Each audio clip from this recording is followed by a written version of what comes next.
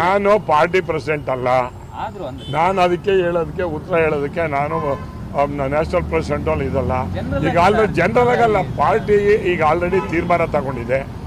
ಏನು ಅವ್ರನ್ನ ಪಾರ್ಟಿಯಿಂದ ಉಚ್ಚಾಟನೆ ಮಾಡಿರ್ತಕ್ಕಂಥ ಇದೆಲ್ಲ ಅದು ನೀವೇ ಅನೌನ್ಸ್ ಮಾಡಿದ್ದೀರಿ. ಮತ್ತೆ ಅದ್ರ ಬಗ್ಗೆ ನಾನೇ ಯಾಕೆ ಹೇಳಕ್ ಹೋಗ್ಬೇಕು?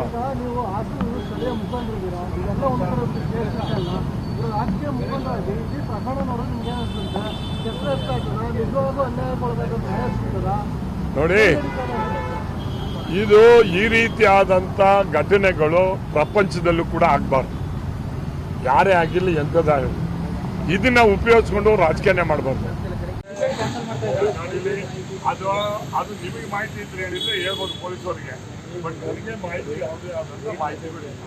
ಅದು ಯಾವುದೇ ಪತ್ರಿಕೆಯಲ್ಲಿ ಒಂದೇ ಟಿಕೆಟ್ ಕ್ಯಾನ್ಸಲ್ ಆಗಿದೆ ಅಂತ ಅದು ಓದ್ಕೊಂಡಿದ್ದೀನಂತೆ. ನೀವೇ ಡಿಸ್ಕ್ಲೋಸ್ ಮಾಡಿದ್ರಿ.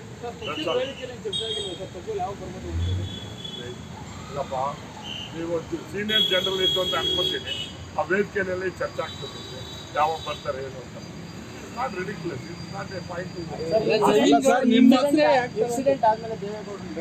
ಹೌದೌದು, ನಾನು ಹೋಗಿದ್ದೆ.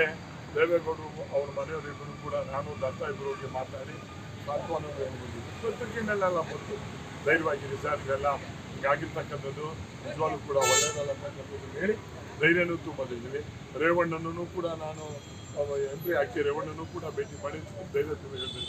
ಈಗಾಗಲೇ ಆ ಅಮ್ಮ ಕಂಪ್ಲೇಂಟ್ ಕೊಟ್ಟಿರೋ ನನಗೂ ಸಂಬಂಧ ಇಲ್ಲ ಶ್ರೇಣಿಗೆ ಕೊಟ್ಟಿರ್ತಕ್ಕಂಥದ್ದು. ಇವತ್ತು ಐ ಥಿಂಕ್ ಬೇಲ್ ವಿಚಾರಣೆಗಳು ನಡೀತಾ ಇದೆ. ಏನಾಗುತ್ತೆ ನೋಡೋಣ.